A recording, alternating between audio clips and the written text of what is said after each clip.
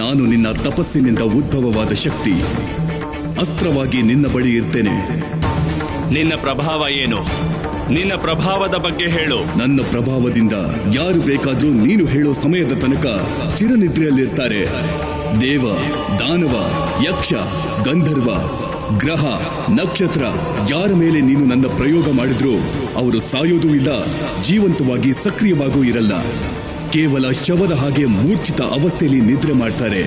ಹೇ ಶಸ್ತ್ರ, ಬಾ, ಬಂದು ನನ್ನ ಒಳಗಡೆ ಸೇರಿಕೋ. ನಾನ್ ನಿನಗೆ ಆಮಂತ್ರಣ ಕೊಟ್ಟಿದ್ದೀನಿ.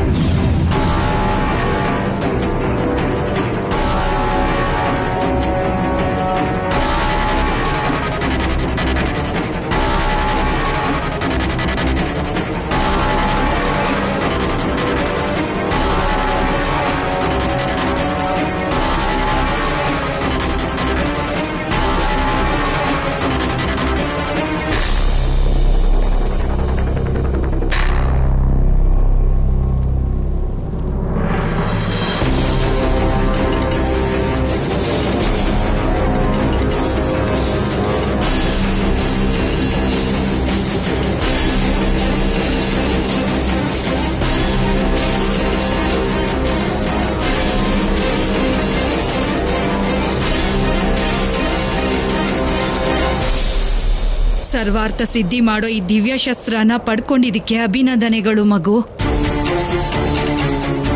ಅಮ್ಮ, ಇನ್ನು ಮುಂದೆ ನಾನು ನನ್ನ ಯೋಜನೆಯಲ್ಲಿ ಗೆಲ್ಲೋದನ್ನ ಯಾರು ತಡೆಯೋದಕ್ಕಾಗಲ್ಲ. ನಾನು ಎಂತ ಶಸ್ತ್ರ ಪಡ್ಕೊಂಡೆ. ಕೇಳಿಸ್ಕೊಂಡೆ ತಾರಕ, ನಿನಗ್ ಬೇಕಾದ ಸಮಯದ ತನಕ ನೀನ್ ಯಾರನ್ನಾದ್ರೂ ಚಿರನಿದ್ರೆ ಕಳಿಸಬಹುದು. ಈಗ ಹೇಳು ತಾರಕ, ಈ ಶಸ್ತ್ರದ ಪ್ರಯೋಗನ ನೀನು ಮೊದಲು ಯಾರ ಮೇಲ್ ಮಾಡ್ತೀಯಾ? ಒಂದೇ ಗುರಿ ಇದೆ ನನ್ನ ಅಣ್ಣಂಗೆ, ಅಲ್ವಾ ಅಣ್ಣ? ಇಲ್ಲ ಅಜಾಮುಖಿ, ನಾನು ಈ ಶಸ್ತ್ರದ ಪ್ರಯೋಗ ಬಾಲಶಿವನ ಮೇಲೆ ಮಾಡೋದಿಲ್ಲ. ಏನ್ ಹೇಳ್ತಿದ್ಯಾ ತಾರಕ? ಇದನ್ನ ನಾನು ಹೇಳ್ತಿಲ್ಲ ಅಮ್ಮ, ಇದನ್ನ ಯುದ್ಧ ನೀತಿ ಹೇಳುತ್ತೆ. ಶತ್ರುಗಿರೋ ದುರ್ಬಲ ನಾಡಿನ ಎಲ್ಲದಕ್ಕಿಂತ ಮೊದಲು ಹಿಡಿಬೇಕು ಅಂತ. ಮತ್ತೆ ಬಾಲಕರಾಗಿರೋ ತ್ರಿಮೂರ್ತಿಗಳಲ್ಲಿ ಬಹಳ ದುರ್ಬಲ ಆ ದೇವ.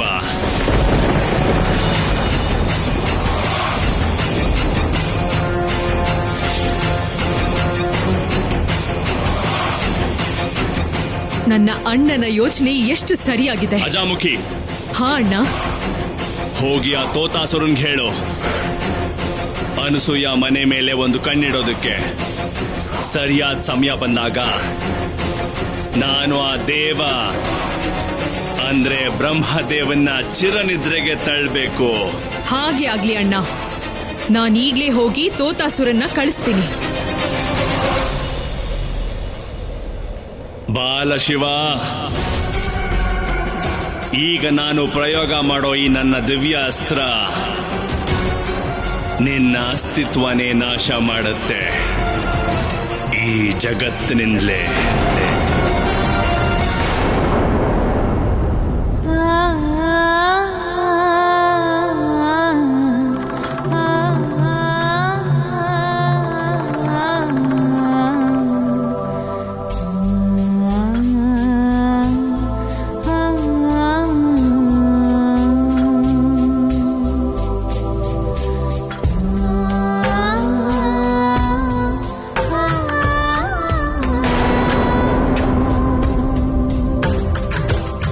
ಗೆಳತಿ,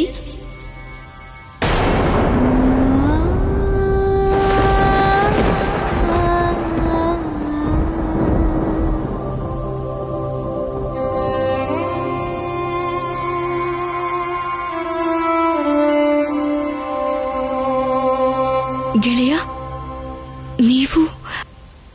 ಗೆಳತಿ, ನನಗೆ ನಿಮ್ ಕತೆ ಗೊತ್ತಾಯ್ತು.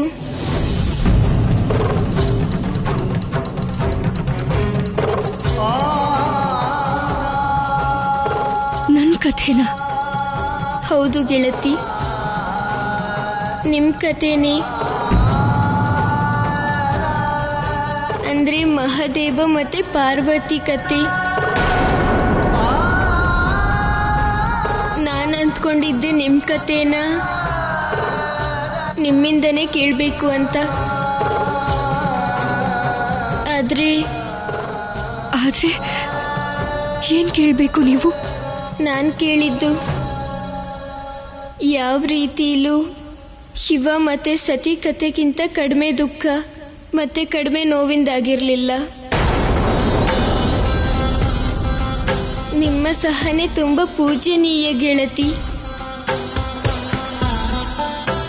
ಜಗತ್ತಿಗೆ ಅನುಕರಣೀಯ. ನೀವು ಮತ್ತೆ ನಿಮ್ಮ ಮಹಾದೇವ ಜಗತ್ತಲ್ಲಿ ಪ್ರೀತಿಗೆ ಒಂದು ದೊಡ್ಡ ಉದಾಹರಣೆ. ಆ ಉದಾಹರಣೆ ಈಗ ಮುಗ್ದಿರೋ ಕಥೆಯಲ್ಲಿ ಅಧ್ಯಾಯ ಆಗಿದೆ. ನನಗೆ ನಿಮ್ಮ ವೇದನೆ ಅರ್ಥ ಆಗ್ತಾ ಇದೆ ಗೆಳತಿ. ಈಗ ನಿಮ್ಮ ಹೃದಯದಲ್ಲಿರುವಂತ ಪ್ರೀತಿ ಕೂಡ ನನಗೆ ಅರ್ಥ ಆಗ್ತಾ ಇದೆ ಗೆಳತಿ. ಆದ್ರೆ ಗೆಳತಿ, ಪ್ರೀತಿಯಿಂದ ದೂರ ಆಗೋದು ಪ್ರೀತಿಯ ಅಂತ್ಯ ಅಲ್ಲ. ಪ್ರೀತಿ ಸದಾ ಕಾಲಕ್ಕೂ ನಡೆಯೋ ಒಂದು ಪ್ರಕ್ರಿಯೆ ಆಗಿದೆ. ಹೃದಯದಲ್ಲಿ ಸದಾ ಕಾಲ ಹರಿಯೋ ಒಂದು ಧಾರೆ ಅದು. ಯಾವ ರೀತಿ ನಿಮ್ಮ ಹೃದಯದಲ್ಲಿ ನಿಮ್ಮ ಮಹಾದೇವನಿಗೋಸ್ಕರ ಆ ಧಾರೆ ಹರಿತಾನೇ ಇದೆಯೋ, ಅದೇ ರೀತಿ ನಿಮ್ಮ ಮಹಾದೇವನ ಹೃದಯದಲ್ಲಿ ಹರಿತಾ ಇರೋ ಪ್ರೀತಿ ಧಾರೆ ಕೂಡ ಯಾವತ್ತೂ ಕಡಿಮೆ ಆಗೋದಿಲ್ಲ. ಅವರು ಈಗಲೂ ಕೂಡ ನಿಮ್ಮ ಬಗ್ಗೆ ಚಿಂತೆ ಮಾಡ್ತಿರ್ತಾರೆ. ಆ ನೋವಿಗೆ ಪರಿಹಾರ ಪ್ರಿಯವಾದವರು ದೂರ ಆದಾಗಲ್ಲ, ಅವರು ಹತ್ರ ಇರೋದ್ರಿಂದಾನೇ ಆಗೋದು. ನೀವು ಹೇಳಿದ್ದು ಸತ್ಯ. ಮತ್ತೆ ನಾನು ನಿಮಗೆ ವಿಶ್ವಾಸ ಕೊಡ್ತೀನಿ. ನಾನು ನಿಮ್ಮ ಮಹಾದೇವನನ್ನ ನಿಮ್ಮ ಹತ್ರ ಕರ್ಕೊಂಡು ಬಂದೇ ಬರ್ತೀನಿ.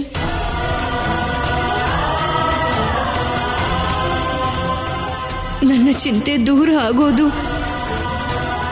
ನಿಮಗೆ ಎಲ್ಲ ನೆನಪಾದಾಗ ಮಾತ್ರ. ಈ ನಿಮ್ಮ ಪಾರ್ವತಿನ ನೀವು ಗುರುತಿಸಿದಾಗ. ಆದ್ರೆ ಆ ಸಮಯ ಯಾವಾಗ ಬರುತ್ತೆ ಮಹಾದೇವ? ಯಾವಾಗ? ನಿಮ್ಮ ಮಹಾದೇವನ ಜೊತೆ ನಿಮ್ಮ ಮಿಲನ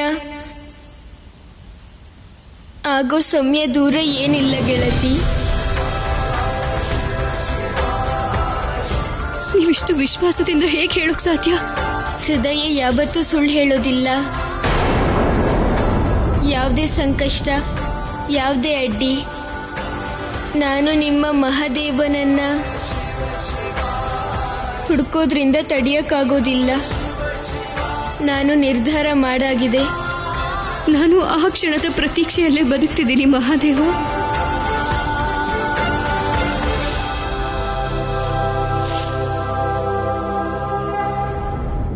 ಚಿತ್ರ ಬಣ್ಣ ಮತ್ತೆ ಗೆರೆಗಳಿಂದ ಆಗೋ ಕಲಾಕೃತಿ ಮಾತ್ರ ಅಲ್ಲ. ಚಿತ್ರ ನಮ್ಮ ಭಾವನೆನ ಮತ್ತೆ ನಮ್ಮ ಮನಸ್ಥಿತಿನ ಅರ್ಥ ಮಾಡಿಸುತ್ತೆ.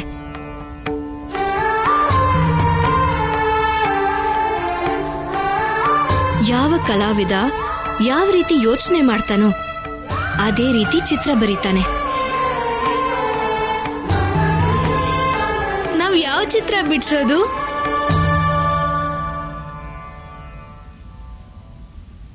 ನಾವು ಶಿವಲಿಂಗದ ಚಿತ್ರ ಬರೆಯೋಣ.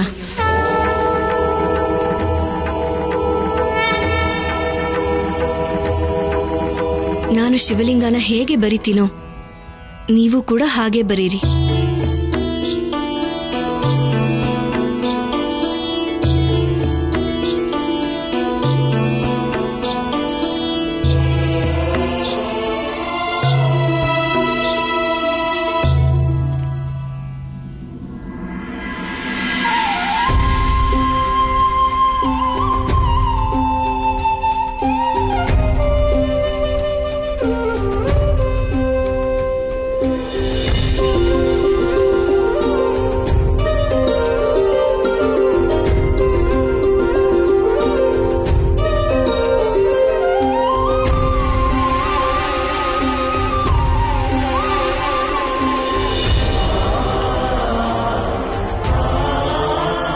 ಈಗ ನೀವೆಲ್ಲರೂ ಪ್ರಯತ್ನ ಮಾಡಿ.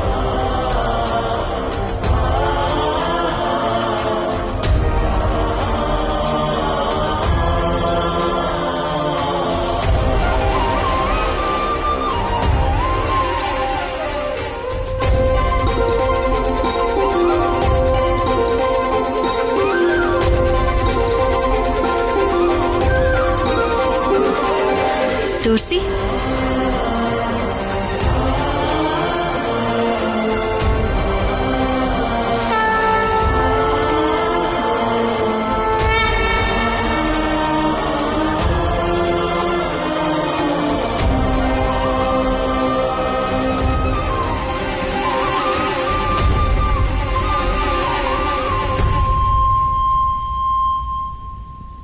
ಎಲ್ರೂ ಸುಂದರವಾಗಿ ಬರೆದಿದ್ದೀರಾ.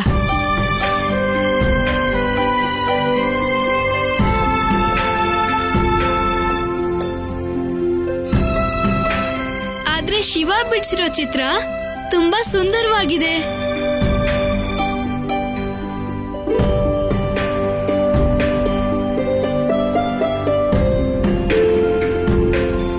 ಹೌದು,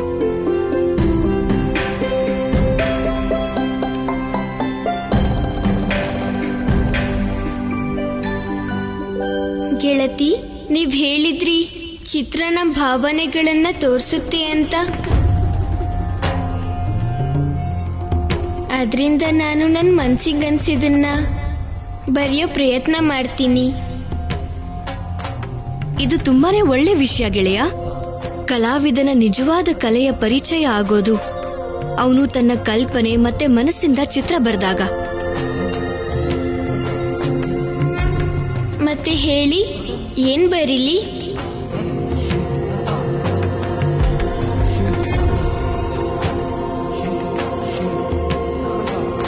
ಗೆಳೆಯ, ಇಡೀ ಬ್ರಹ್ಮಾಂಡದಲ್ಲೇ ನೀವು ಯಾರನ್ನ ತುಂಬಾ ಪ್ರೀತಿಸ್ತೀರೋ ನೀವು ಅವ್ರ ಚಿತ್ರನೇ ಬರೀರಿ.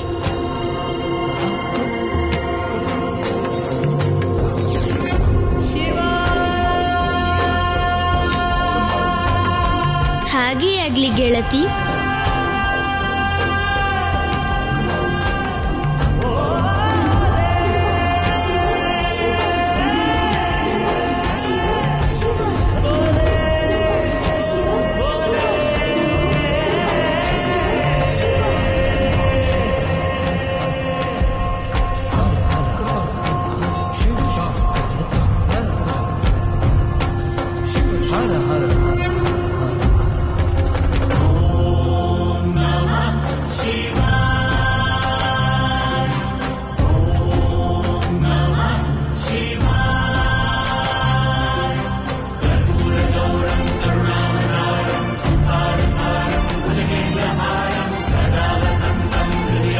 ಈಗ ನಿಮ್ಗೆ ಗೊತ್ತಾಗುತ್ತೆ ದೇವಿ ಅನಸೂಯ, ಮಹಾದೇವ ಅವರ ಪಾರ್ವತಿನೇ ತುಂಬಾ ಪ್ರೀತಿಸೋದು ಅಂತ.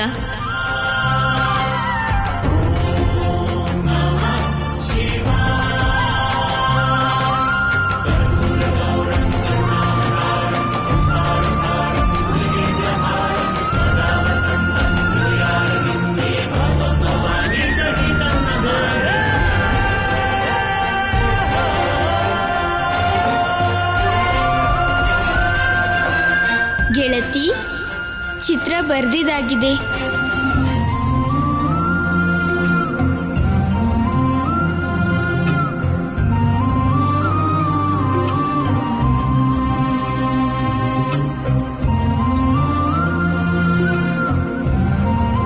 ತೋರ್ಸಿ ಗೆಳೆಯ.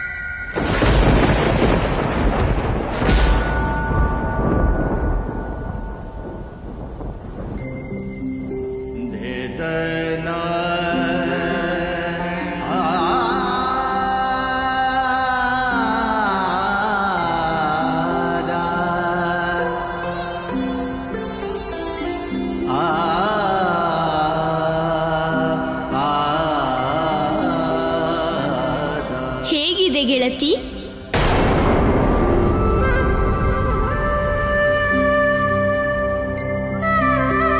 ಜಗತ್ತನ್ನಲ್ಲ, ನನ್ನನ್ನು ಕೇಳು. ಬಹಳ ಸುಂದರವಾಗಿದೆ.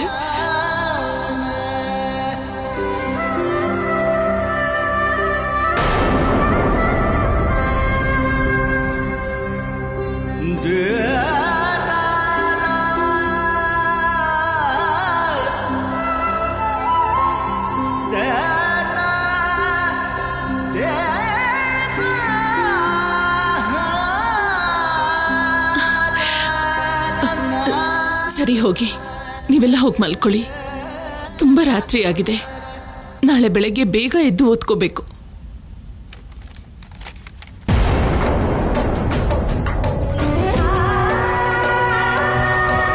ಗೆಳತಿ, ನೀವು ಕೂಡ ಹೋಗಿ ಮಲ್ಕೊಳ್ಳಿ.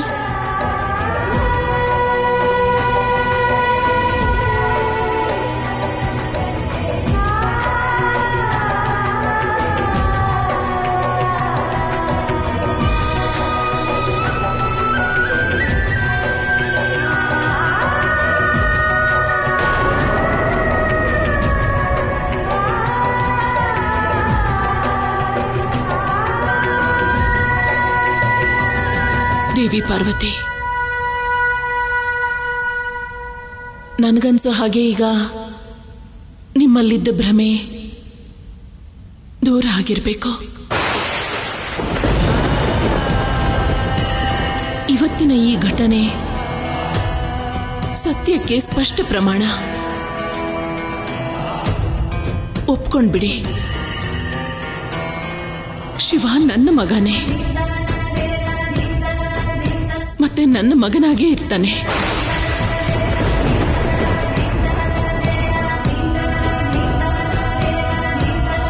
ಆದ್ದರಿಂದ ಕೃಪೆ ತೋರಿಸಿ ನನ್ನ ಮಗನನ್ನ ಭ್ರಮೆಗೆ ತಳ್ಳೋ ಪ್ರಯತ್ನ ಬಿಟ್ಬಿಡಿ ದೇವಿ ಪಾರ್ವತಿ.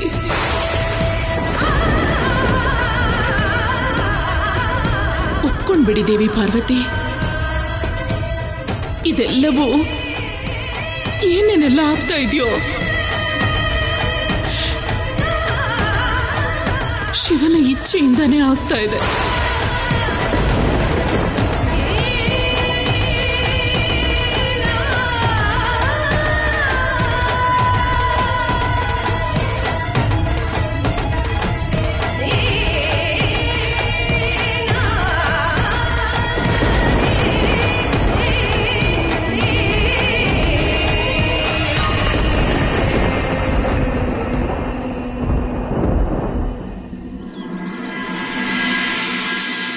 ಇವತ್ತು ನಾನು ನಿಮ್ಗೆಲ್ಲ ಯೋಗ ಮತ್ತೆ ಪ್ರಾಣಾಯಾಮದ ಅಭ್ಯಾಸ ಮಾಡಿಸ್ತೀನಿ.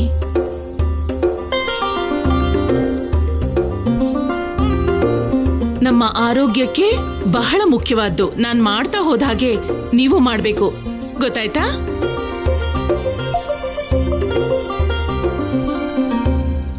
ದೇವಿ, ಇವತ್ತು ನೀವು ನನ್ನ ಜೊತೆಗೆ ಗುರುಕುಲಕ್ಕೆ ಬರಬೇಕು. ಇವತ್ತಿನ ದಿವಸ ಒಂದು ಮುಖ್ಯವಾದ ಸಭೆನ ಇಟ್ಕೊಂಡಿದ್ದಾರಂತೆ. ಅಲ್ಲಿ ನಾವಿಬ್ರು ಇರಲೇಬೇಕಾಗಿದೆ ದೇವಿ. ಸರಿ ಋಷಿವರ್ಯ,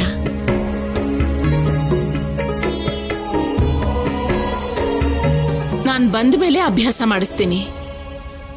ಆದ್ರೆ ಅಲ್ಲಿ ತನಕ ಯೋಗದ ಲಾಭದ ವಿಷಯದಲ್ಲಿ 10 ಶ್ಲೋಕ ಬರ್ದಿಡಿ. ಅದಾದ್ಮೇಲೆನೆ ಆಟ, ತಿಳಿತಾ? ಸರಿ ಅಮ್ಮ. ಬನ್ನಿ. ಸರಿ, ನಡೀರಿ.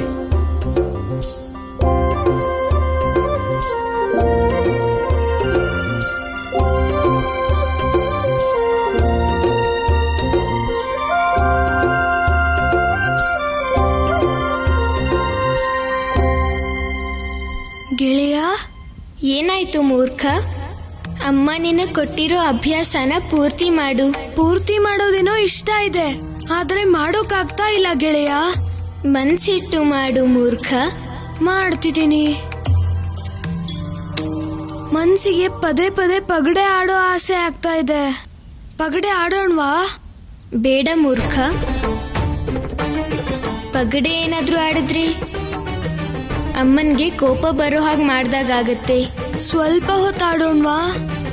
ಬೇಡ ಮೂರ್ಖ, ನಾವು ಆಟ ಆಡೋದು ಬೇಡ. ಗೊತ್ತಾಯ್ತು ನಂಗೆ. ನನ್ ಮಾತು ಯಾರೂ ಕೇಳೋದಿಲ್ಲ.